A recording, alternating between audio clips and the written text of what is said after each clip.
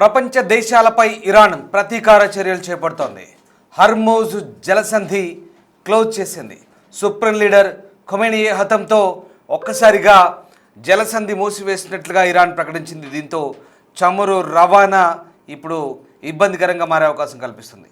జలసంధి గుండా ప్రయాణం చేస్తే నౌకలను పేల్చివేస్తామంటూ ప్రకటించిన కొద్దిసేపటికే భారతీయులు ఉన్న ఒక నౌకపై దాడి చేసింది. నౌకలో 20 మంది ఉండగా అందులో 15 మంది భారతీయులు ఉన్నారు, 5 ఇరాన్ పౌరులు ఉన్నారు. దాడిలో పలువురికి తీవ్ర గాయాలైనట్టుగా తెలుస్తుంది. ఇక జలసంధి మూసివేస్తే ప్రపంచ దేశాలపై ఎఫెక్ట్ పడే అవకాశం ఉంది. ప్రపంచ చమురు రవాణా సరఫరాలో రోజుకు 20% హర్మూజ్ జలసంధి గుండానే కొనసాగుతోంది. ఈ నేపథ్యంలో భారత్కు 50% చమురు సరఫరా కొనసాగే అవకాశం ఉంది. జలసంధి మూసివేతకు ఎక్కువ రోజులు కొనసాగితే కనుక భారత్కు నష్టం వాటిల్లే అవకాశం ఉంది. ఇంధన ధరలు కూడా భారీగా పెరిగే అవకాశం ఉన్నట్టుగా తెలుస్తోంది. ముఖ్యంగా దక్షిణాసియాకు ముడి చమురు రవాణా చేసే హర్మూజ్ జలసంధి మార్గాన్ని మూసివేసినట్లుగా ఇరాన్ ప్రకటించిన నేపథ్యంలో ఆ జలసంధి గుండా ఏవైనా నౌకలు తిరిగితే కనుక పేల్చివేస్తామంటూ ముందే హెచ్చరించాయి. అయితే అప్పటికే గల్ఫ్ ఆఫ్ అరేబియాల అలాగే గల్ఫ్ ఆఫ్ ఈడెన్లో పొంచి ఉన్నటువంటి నౌకను పేల్చివేయడంతో ప్రస్తుతం అందులో ఉన్నటువంటి భారతీయులు కూడా ఎలాంటి పరిస్థితుల్లో ఉన్నారన్న ఆందోళన కొనసాగుతోంది. మొత్తం 20 మంది ఉన్నారు, అందులో 15 మంది భారతీయులు ఉన్నారు, 5 ఇరానీయులు ఉన్నారు. అయితే ప్రస్తుతం వాళ్ళందరూ గాయాలతో బయటపడ్డట్టుగా తెలిసిన ఒక్కసారి ఆ జలసంధిలో కొనసాగిన నౌకా విధ్వంసానికి సంబంధించిన దృశ్యాలు చూస్తున్నాం. అలాగే ఆ నౌకలో ఉన్నటువంటి ఒక వ్యక్తి కూడా స్పందించాడు, చూద్దాం అది.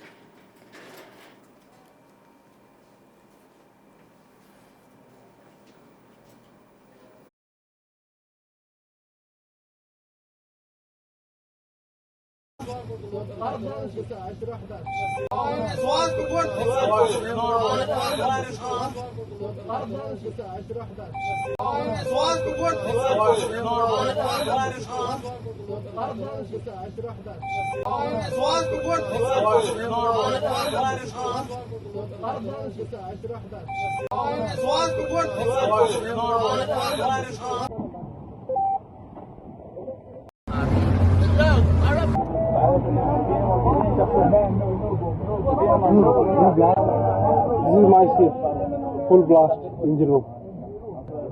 This accommodation finish.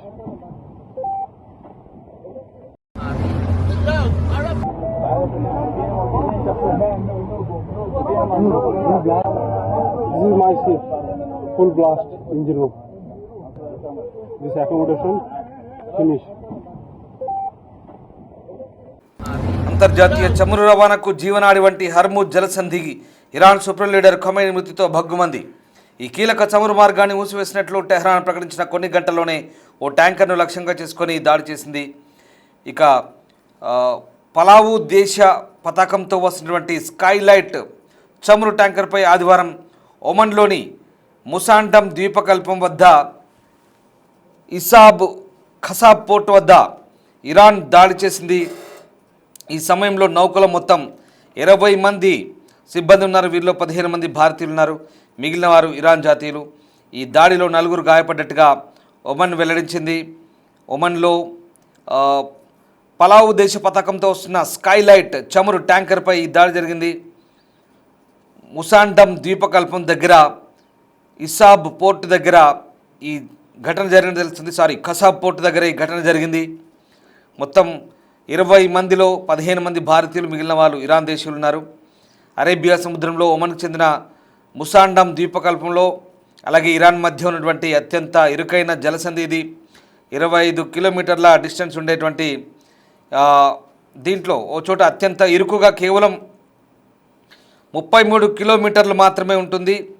ఇరు దేశాలు ఇందులో అత్యధిక భాగం తమదేనంటూ చెప్తాయి. ఒమన్ కానీ అటు ఇరాన్ కానీ 2 షిప్పింగ్ లేన్లు కూడా ఉన్నాయి. అందులో క్రూజ్ క్యారియర్లు కూడా సులువుగా ప్రయాణించగలుగుతాయి. ఈ మార్గం నుంచి నిత్యం 2 కోట్ల పీపాల చమురు వివిధ దేశాలకు వెళ్తుంటుంది. ఇది మొత్తం ప్రపంచం వినియోగించే దానిలో 5వ వంతుకు సమానంగా చెప్తారు.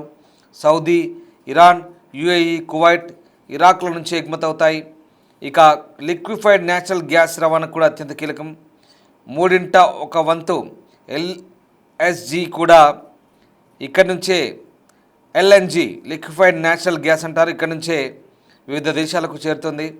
సో మన దేశం దిగుమతి చేసుకునే ఎల్ఎన్జిలో సగానికి పైగా ఈ మార్గం నుంచే రావాల్సి ఉంటుంది. ఆ రకంగా హర్మూజ్ మీదుగానే రావాల్సి ఉంటుంది. రోజువారీ 55 లక్షల పీపాల చమురును భారత్ ఈ మార్గం నుంచి దిగుమతి చేసుకుంటుంది. ఇది భారత చమురు అవసరాల్లో 40% సమానం.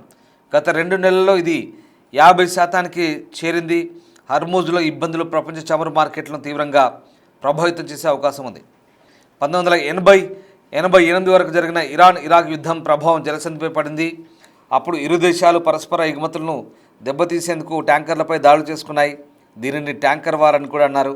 ఆ సమయంలో వివిధ దేశాల పతాకాలపై ప్రయాణించినటువంటి దాదాపు 450కి పైగా నౌకలపై ఇరు దేశాలు దాడులు చేశాయి. ఇప్పుడు తాజాగా ఇరాన్ ఈ హర్మూజ్ జలసంధిని మూసివేసినట్టు ప్రకటించడంతో అందులో ప్రయాణిస్తున్నటువంటి ఓ నౌక ముసాండమ్ ద్వీపకల్పం వద్ద ఖసాబ్ పోర్టు దగ్గర స్కైలైట్ చమురు ట్యాంకర్, పలావు దేశ పతాకంతో ఉన్నటువంటి స్కైలైట్ చమురు ట్యాంకర్ను ఇరాన్ పేల్చివేసింది. అందులో 15 మంది భారతీయ సిబ్బంది ఉన్నారు, 5 ఇరాన్ సిబ్బంది ఉన్నట్టుగా తెలుస్తుంది. దానికి సంబంధించిన దృశ్యాలు చూద్దాం.